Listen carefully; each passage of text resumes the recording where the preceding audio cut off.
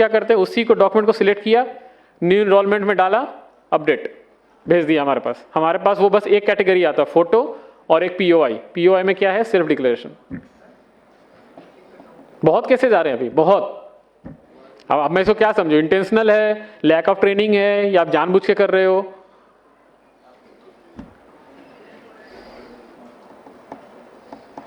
तो ये एक कॉमन सिनेरियोज थे और जो मेरा एक्सपीरियंस था वो मैंने आपको शेयर किया है। इसके अलावा अगर आपके पास कुछ क्वेश्चंस है तो हम उसको डिस्कस करेंगे one by one. Data hold नहीं होता है, डेटा एमडीडी में होल्ड होता है।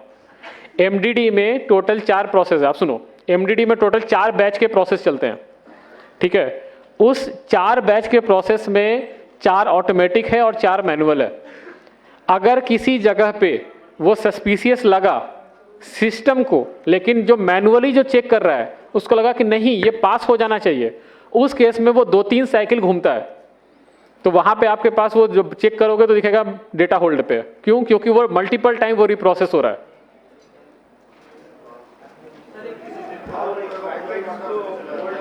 एक वन बाय वन, कोई माइक देंगे प्लीज?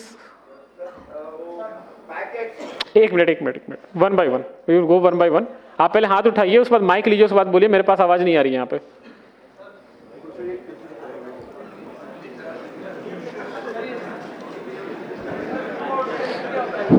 हेलो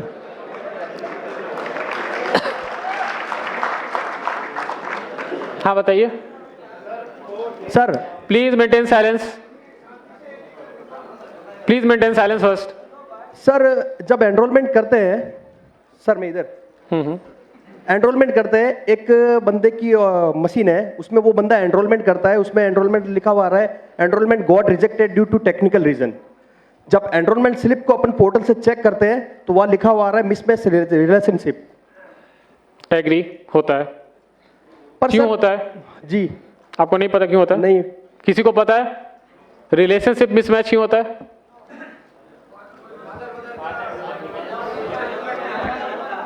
बता दिया आंसर। नहीं सर, उस बंदे का पर्टिकुलरली 16 स्लिप सेम कंडीशन में रिजेक्ट हुआ है और आज तक 16 एनरोलमेंट ही किए उसने, सारे रिजेक्ट हो रहे हैं। वो एचओए बेस्ड एनरोलमेंट है? नहीं, मोबाइल नंबर अपडेट हो रहा है सर। मोबाइल नंबर अपडेट है? Only mobile number update sir. एक minute, maintain silence.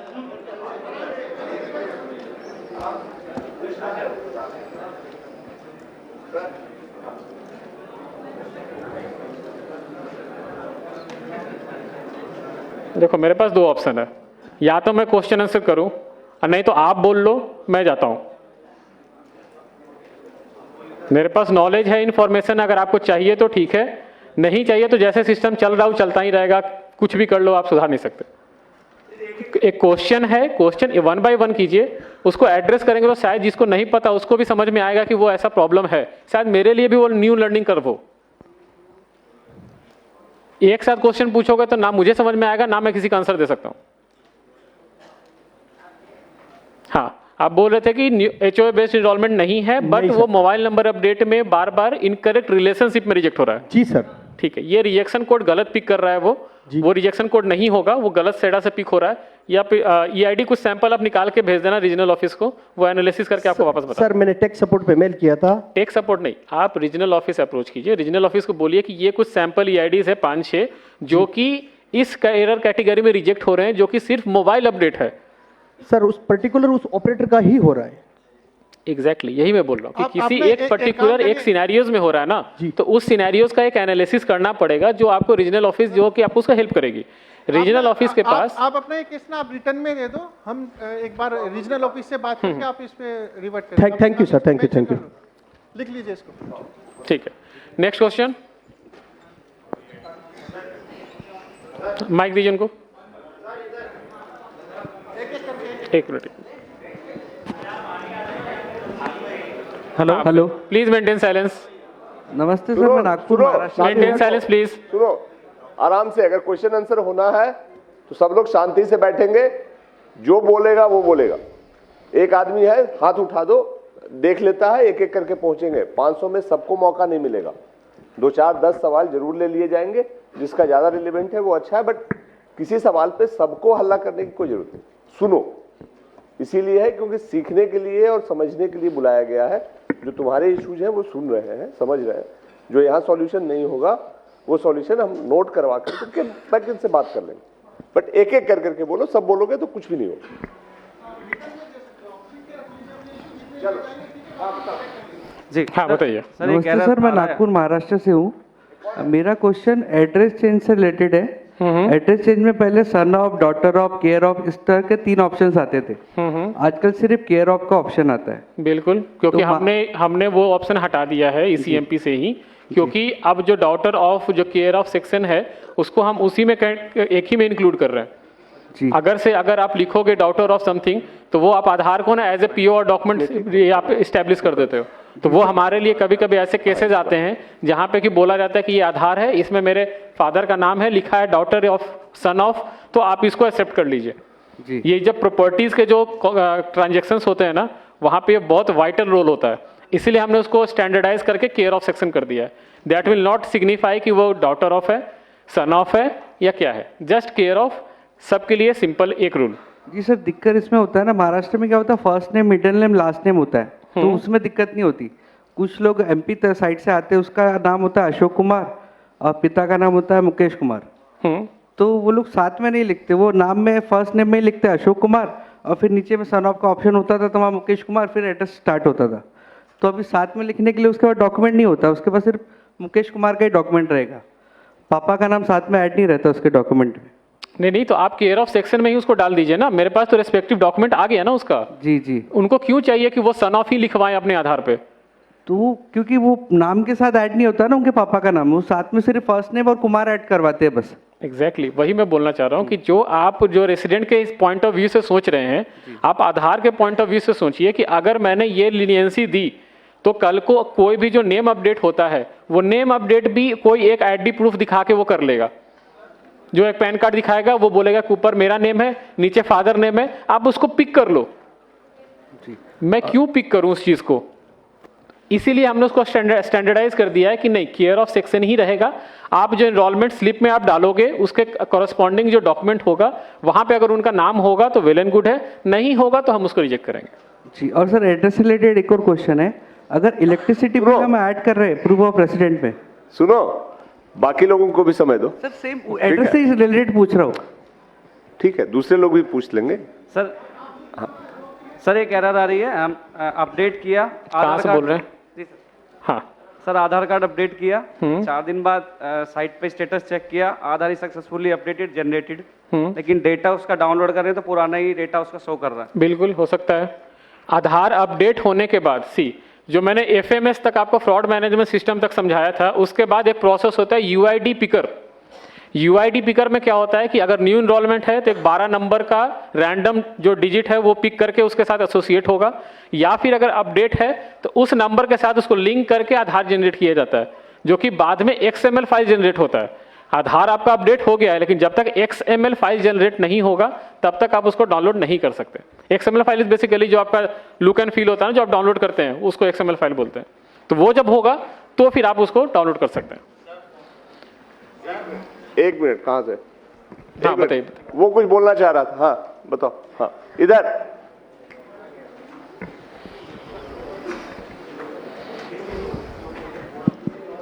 Ji sir, thank you. हाँ सर, बताइए। मैं ये बोलना चाह रहा था, जैसे इन्होंने बोला कि महाराष्ट्र में वो सरनेम की प्रॉब्लम आ रही है उनको, सरनेम, यही प्रॉब्लम हमारे साथ भी आई है कि जो बाय डिफ़ॉल्ट हमारे उसमें क्लाइंट में है, उसमें सिर्फ केयर ऑफ आता है, उसमें हम कुछ नहीं टाइप कर सकते, सन ऑफ वगैरह, जैसे हम उसमें स्लैश टाइप करते हैं उसको नहीं लेता है वो।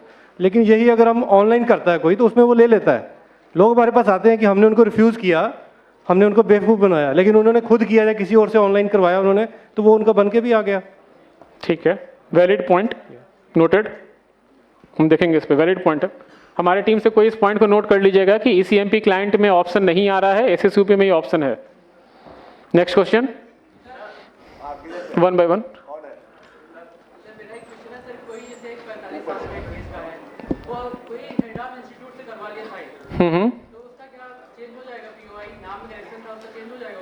नहीं, क्यों होगा चेंज? यार सुनो सुनो सुनो सुनो सुनो, पहली बात, ये आर्गुमेंट और डिबेट की जगह नहीं है। ऑथोरिटी ने डिसाइड किया है कि हेड ऑफ इंस्टीट्यूशन के सर्टिफिकेट के आधार पे नाम का चेंज नहीं होगा, तो अगर उसको चेंज करना है तो वो एप्लीकेशन लगाए, वो अलग से प्रोसेस से वो देखेंगे। यहाँ पे हेड ऑफ स्पेल चेक जो भी है, हेड ऑफ इंस्टीट्यूशन को इस तरह के कोई पावर नहीं है कि वो ये सर्टिफिकेट दे सके। वो हेड ऑफ इंस्टीट्यूशन है, वो स्पेल चेक करने वाला इस अथॉरिटी नहीं है। तो जो रूल है वो समझो और उसके हिसाब से काम करो, ठीक है। मैं आपका इसका क्वेश्चन का आंसर सिंपल देता हूँ। तो एक मिनट, थोड़े दिन रुक जाइए, नया लिस्ट आ जाएगा। हाँ हाँ, नहीं कर लीजिए। नहीं देखिए, आप ऐसे समझिए, हेड ऑफ द इंस्टीट्यूट है जो प्रिंसिपल, मैं इसे प्रिंसिपल मान के चलता हूं। प्रिंसिपल किसी भी स्टूडेंट का आइडेंटिटी चेंज करने के लिए कैसे ऑथराइज्ड है? कैसे? आप रेसिडेंट पर्सपेक्टिव से मत देखो, आप ऐसे समझो कि आप आधार से रिलेटेड हो। आप ऐसे समझो कि अगर कोई प्रिंसिपल ये लिख के देता है कि रमेश कल से सुरेश है, तो हम मान लें उसको? ठीक है, I am taking your consider, I am taking. Bipin है, VIPIN है, BIPIN मैंने कर दिया। एक minute, I am got your question.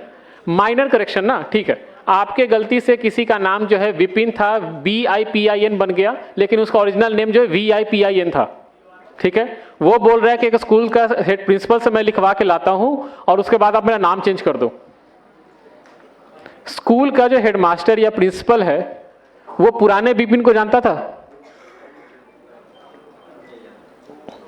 ना ही वो नए विपिन को जानता है। इट्स ओनली कि वो एक विपिन को जानता है जो उसको स्कूल में या कॉलेज में पढ़ता है। अगर आप इस तरह के केसेस को सबको बोले कि नहीं ये पास हो जाना चाहिए, तो स्कूल में ही आप समझो कि सारे नाम जब अपडेट करवा लेंगे। गीता जो है GEETA से GITA हो जाएगी। जो क्यों? क्योंकि है प्रिंसिपल ने लिख के दे दिया है। प्रिंसिपल कैसे किसी का आइडेंटिटी प्रूफ बन सकता है? Sir my query UCL related. एक minute.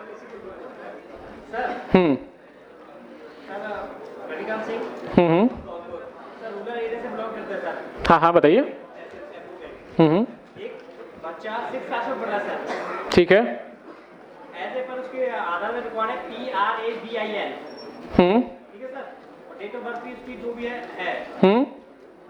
As per school record है उसका नाम है PRAGWN, ठीक है सर। अब ये बताओ उसको किसके बिहाफ पे हम चेंज कर सकते हैं सर? तो आपने पहले वो नाम पे क्यों आधार बनवाया? क्या सर?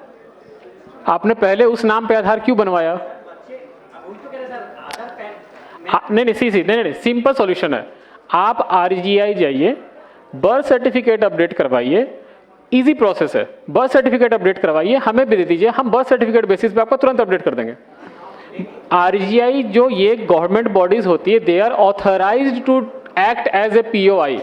प्रिंसिपल हेडमास्टर नहीं ऑथराइज्ड हैं POI को प्रूफ करने के लिए। यार सुनो सुनो, प्रॉब्लम आ रहा है सर, हेड ऑफ इशू आ रहा है उसमें, और मतलब रजिस्टर ऑफिसर भी आ रहा है सर। मतलब आप ही ऑप्शन दिए हुए हैं सर, दोनों ऑप्शन है सर।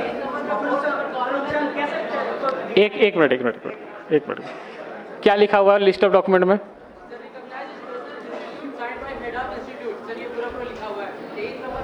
उसमें रजिस्टर ऑफिसर दे देगा सर A1। हमने, हाँ ठीक है। अब आप बोल रहे हो प्रिंसिपल का, मुझे पता कैसे चलेगा कोई प्रिंसिपल ग्रुप A ऑफिसर है? ग्रुप A ऑफिसर है, मुझे कैसे पता चलेगा?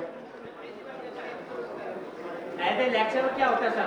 लेक्चरर को तो ग्रुप रजिस्टर ऑफिसर नहीं होता। नहीं होता। आपके गांव में होता होगा, आप ऐसे समझो, आपको मैं बता रहा हूँ। IIT जानते हो ना आप लोग? IIT का जो प्रोफेसर होता है ना, वो ग्रुप A ऑफिसर नहीं होता।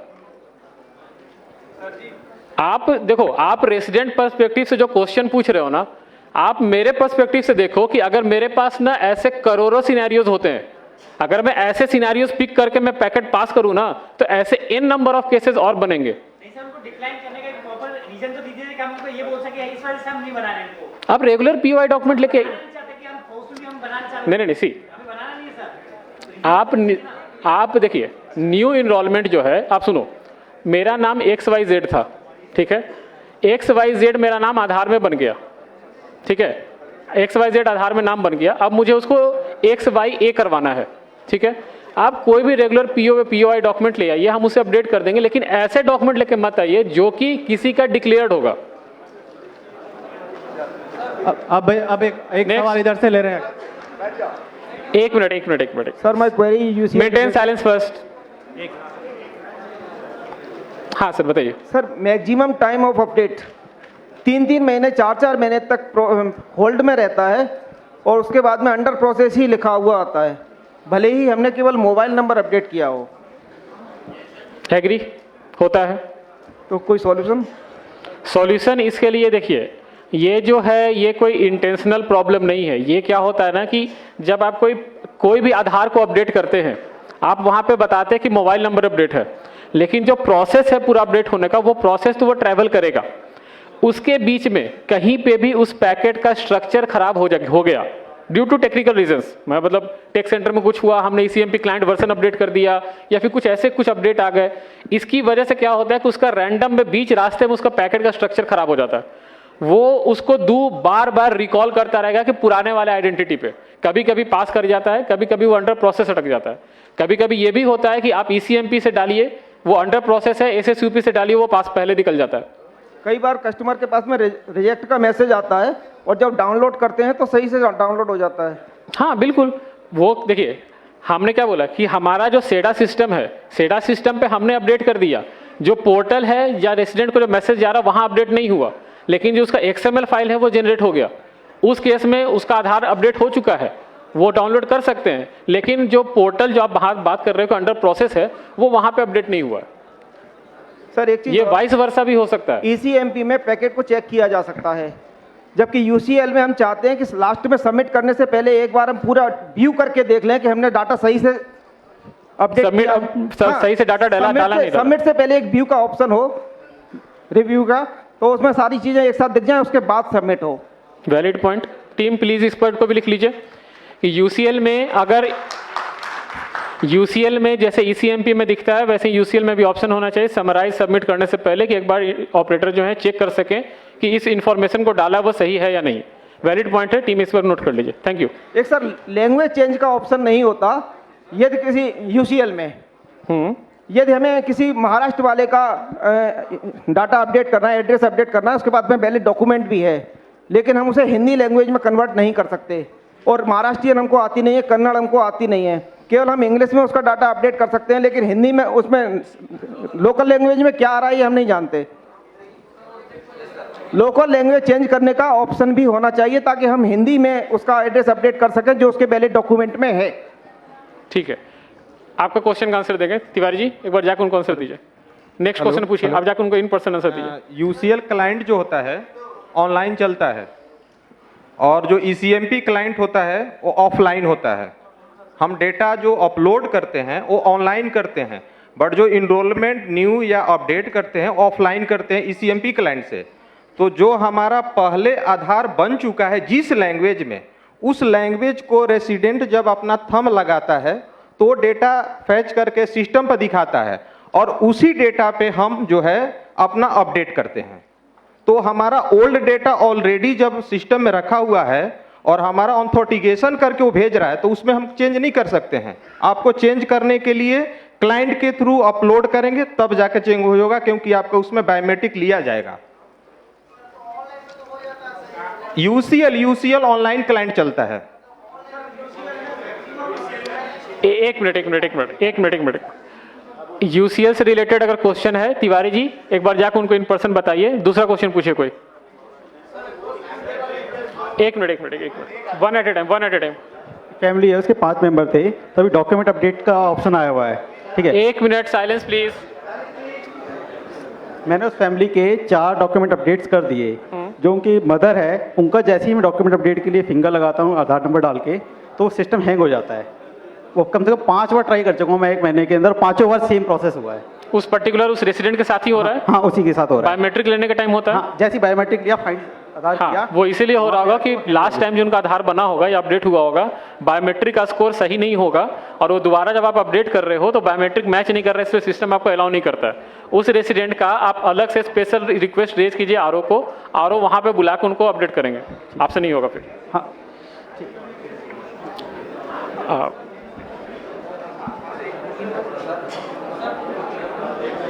सर जैसे नेम की, डेट ऑफ बर्थ और जेंडर की लिमिट है, तो बायोमेट्रिक की लिमिट तो नहीं है?